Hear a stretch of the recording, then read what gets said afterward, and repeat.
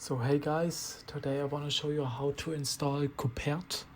First of all, you go on Google,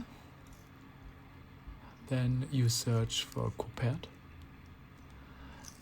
Click on the first link, here it is. Then you click on this button here, and then on macOS this window opens. There you have to click on the download button. Install it real quick. There it is. Click on open.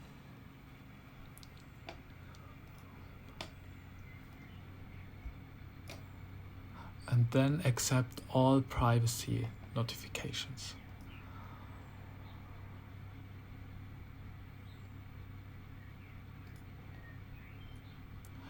Then this window opens here. Close this little pop-out, and on the top right corner click on connect, and there you basically have it. You only have to sign in. I did it with Apple, as you can see here.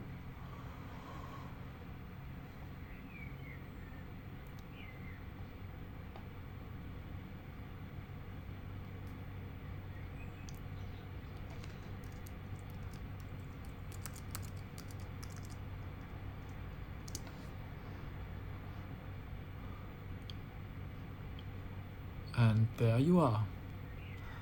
That's all. Really simple, isn't it? Have fun.